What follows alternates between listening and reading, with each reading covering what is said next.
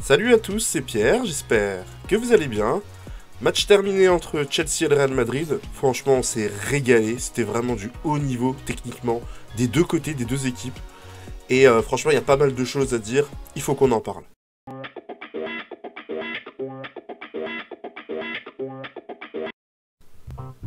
Alors, après 8 minutes de jeu, ce que je peux déjà vous dire, c'est que je prends énormément de plaisir à voir le Real Madrid se sortir du pressing de Chelsea. Chelsea sont à 5 au milieu de terrain et ils pressent en surnombre, mais le Real, ils arrivent à s'en sortir.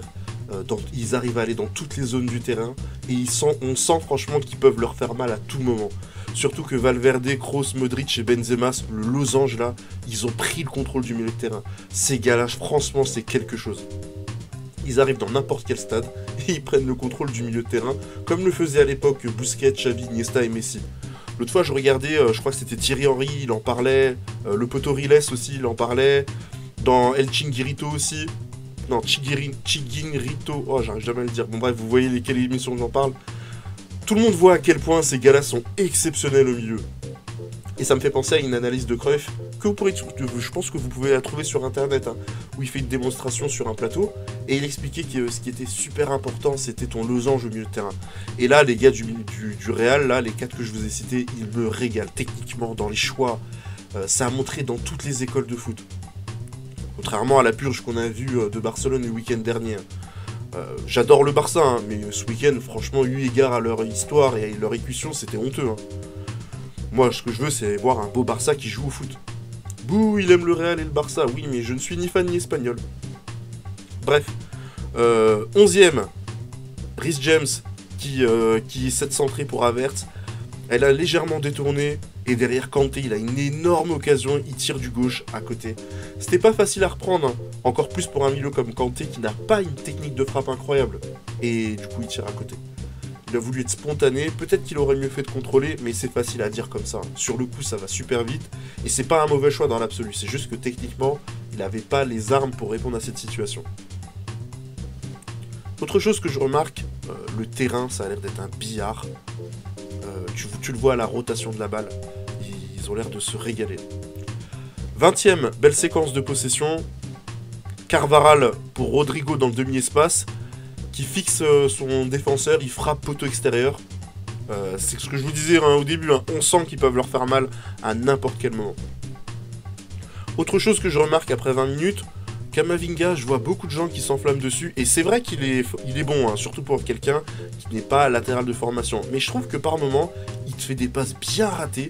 Je sais pas si c'est par saute de concentration ou parce qu'il est trop détendu, mais tu vois, la balle, elle est très loin de sa cible, ou peut-être pas assez forte, aujourd'hui pas assez forte. Et voilà, j'espère que ça ne lui portera pas trop préjudice et qu'il arrivera à corriger le tir pour être plus régulier à l'avenir. Cette équipe de Chelsea est plus séduisante qu'au match aller, aussi, de ce que je constate.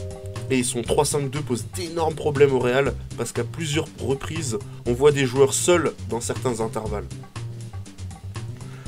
Fin de première mi-temps, il y a pas mal de choses. 41ème, belle séquence encore du Real Madrid avec une belle combinaison entre Carvajal et Modric qui centre pour Vinicius et il manque sa reprise. Et là, franchement, il faut le dire, hein, même s'il manque sa reprise, il est surtout bien gêné par le défenseur de Chelsea qui reste au contact et ça l'empêche de bien s'appliquer pour reprendre la balle. 43ème. Un superbe compte du Real avec Valverde qui conduit sa balle un peu bizarrement. Parce que pour moi, il a l'avantage de la vitesse sur Thiago Silva, qui est pas largué non plus. Hein. Mais il a le temps d'avance et il aurait dû rentrer dans l'axe. Mais comme il conduit pas bien sa balle, il est un peu excentré. Il centre au deuxième. Et finalement, Benzema, qui est dans un angle très fermé, voilà, il n'arrive pas à la redresser et à la mettre dans le but. 46ème magnification de Chelsea. Havertz décale pour Reece James. Encore une fois, qui centre le long devant. Et là, Cucurella, il doit tirer en une touche. Il doit tirer en une touche. Et ou alors, à défaut, il met une mine, même si c'était sur son pied droit. Mais là, en attendant, il permet à Courtois de réduire l'angle. Et finalement, ça lui permet de gagner son duel. Donc voilà, première mi-temps très intéressante, on s'est régalé. Et j'ai hâte de la deuxième mi-temps. La deuxième mi-temps, évacuons tout de suite le cas Militao. Alors, la faute, elle existe. Elle est légère. Le joueur amplifie. Ce qu'elle doit m'énerver, mais bon, soit. Mais à partir du moment où tu la siffles, t'es obligé de mettre un carton. T'es obligé de mettre un carton jaune. Donc dans ce cas-là, un deuxième carton jaune et expulsion. Donc encore une fois, c'est un arbitrage mental, il a déjà un jaune, et du coup on n'applique pas le règlement. Donc on reprend, Chelsea met la pression sur le Real Madrid, mais après 50 minutes, ce que je m'aperçois, enfin je pense que tout le monde s'en est aperçu, c'est que les coups de pied arrêtés de Chelsea sont catastrophiques. Ils sont catastrophiques, ils sont mal tirés. Chelsea continue, plusieurs tirs de Chelsea, mais à chaque fois Courtois arrête la balle assez facilement, parce qu'il tire sur lui. Donc finalement, c'est des tirs qui ne sont pas si dangereux que ça. Parce qu'elles sont en plus dans des positions un peu lointaines, un peu excentrées, parfois les deux. 58e, Rodrigo part en profondeur. Il évite le tacle de Chalobah, qui doit pas tacler. Mais quelle erreur! Parce qu'en plus, tu vois la vitesse, tu sais que tu vas pas l'avoir. Donc s'il le touche, il peut prendre un carton rouge. Parce qu'en plus, même lui, il doit savoir qu'il l'aura jamais. Ce qui veut dire que c'est pas un bon choix.